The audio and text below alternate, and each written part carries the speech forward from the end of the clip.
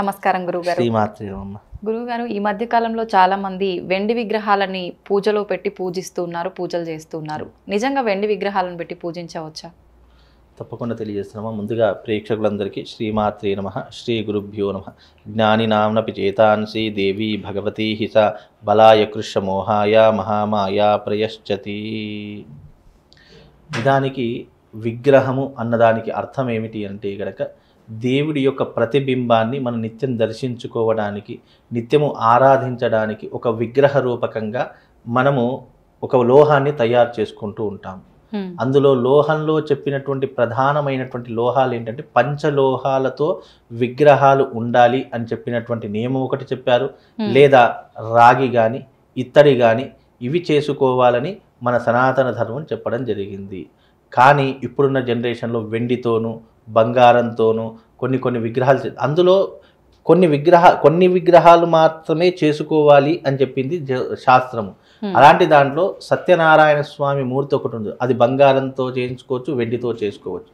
లక్ష్మీదేవి యొక్క ప్రతిమలు ఉంటాయి, అది బంగారంతో కానీ వెండితో కానీ చేసుకోవచ్చు. కొన్ని ప్రతిమలకు మాత్రమే ఎగ్జంప్షన్స్ ఉంది. కానీ ప్రతి ఒక్క విగ్రహాన్ని వెండితో చేసుకోవడము, బంగారంతో చేసుకోవడము, లేదా వాళ్ళ ఐశ్వర్యాన్ని వాళ్ళ డాపును చూయించుకోవడానికి ప్రతిదీ కూడా వెండి బంగారం పెట్టుకోవడము, ఇవన్నీ కూడా దరిద్రానికి సంకేతము అని చెప్పేసి జ్యోతిష శాస్త్రం చెప్పడం జరిగింది.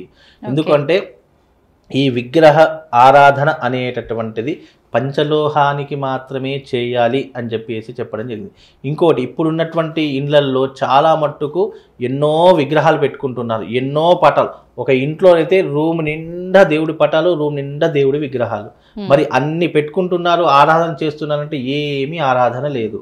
కనుక మనం పెట్టుకోవడం గొప్పతనం కాదు, దాన్ని ఆరాధించడం. నువ్వు ఒక్క విగ్రహం పెట్టుకున్నావా, ఒక ఫోటో పెట్టుకున్నావు, నువ్వు దాన్ని ఆరాధించడం అనేటటువంటిది నీకు కావాలి తప్ప నువ్వు ఏదో అందరూ చూస్తారు కదా అని చెప్పేసి ఇంటి నిండా వెండి విగ్రహాలు పెట్టుకోవడము, బంగారు విగ్రహాలు పెట్టుకోవడం, ఇంటి నిండా దేవుళ్ళ ఫోటోలు పెట్టుకోవడము, ఇవన్నీ కూడా మనిషి యొక్క గర్వానికి సంకేతంగా చూపిస్తాయి. గర్వం ఎప్పుడు మనిషిలో బయటపడుతుంది అని అంటే, అరే నా దగ్గర ఇన్ని వస్తువులు ఉన్నాయి, అరే నా దగ్గర ఇంత బంగారం ఉంది, నా దగ్గర ఇన్ని వెండి వస్తువులు ఉన్నాయి అని దేనికి ప్రతీక అంటే గర్వానికి ప్రతీక. అంటే నీ దగ్గర లేదు అని కించపరచడానికి అవి సంకేతాలుగా చూపిస్తూ ఉండేటటువంటి వారు. పూర్వకాలంలో ఎలా ఉండేది అని అంటే గనక ఇంట్లో ఎలా ఉండేదంటే కేవలం ఇంటి దేవుడి యొక్క పటము లేదా ఇంటి దేవుడి యొక్క విగ్రహము, లేదా ఇంట్లో ఈ గరిక బుడ్డీలు పెట్టేటటువంటి కుండతో చేసినటువంటి గరిక బుడ్డీలు ఇప్పటికీ కొంతమంది సాంప్రదాయంలో పెడుతూ ఉంటారు. అలాంటివి మాత్రమే పెట్టుకునేవారు తప్ప ఇలా 10 విగ్రహాలు, 20 విగ్రహాలు, 20 ఫోటోలు ఇలా పెట్టేవారు కాదు. నిజానికి ఒక ఇంట్లో ఉన్నటువంటి వస్తువులు మన ఇంటి దేవుడి పటము, లేదంటే మన నిత్యము ఆరాధించే ఇష్టదైవము అని అంటాం, నిత్యం ఆరాధించే దేవుడి పటం, ఇవి మాత్రమే ఉండాలి. కానీ ఇల్లంతా దేవుడి విగ్రహాలు కానీ దేవుళ్ళ పటాలు కానీ ఎప్పుడూ కూడా నింపకూడదు, అలా పెట్టకూడదు కదా. ఒకవేళ పెట్టినట్టయితే నువ్వు ప్రతి ఒక్క విగ్రహానికి షోడశోపచార పూజ చేయాలి.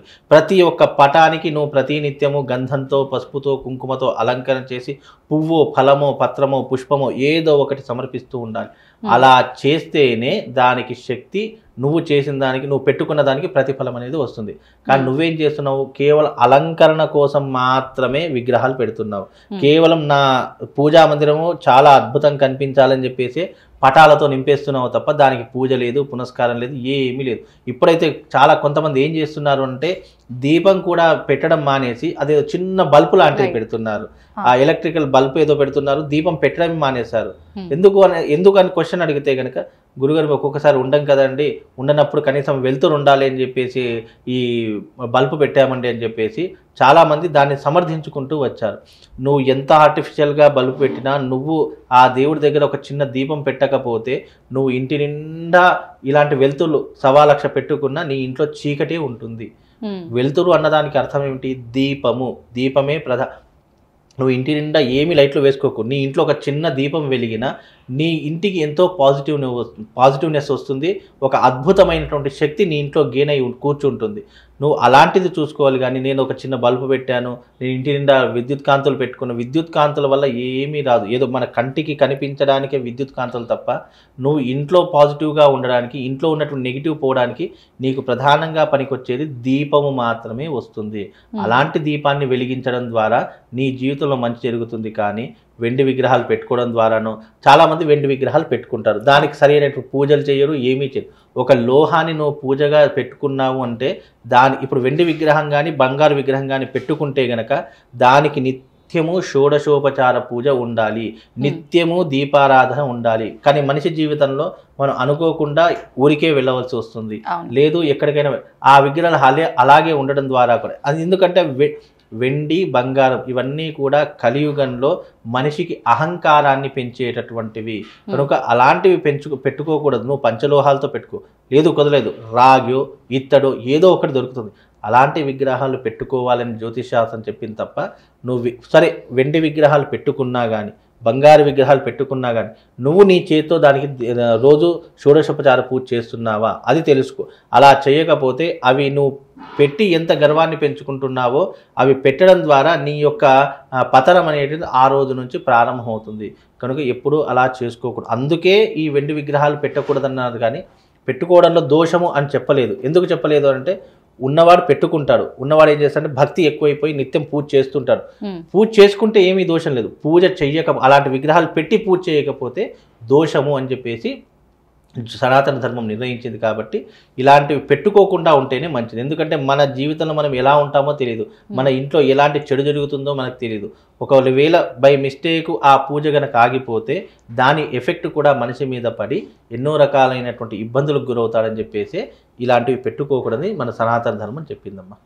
అయితే గురుగారు మొత్తానికి ఇంట్లో వెండి విగ్రహాలు పెట్టి పూజ చేయడం సరైన పద్ధతి కాదు అంటారు, అంతే కదా గురుగారు? ధన్యవాదాలు గురుగారు. శ్రీమాత్.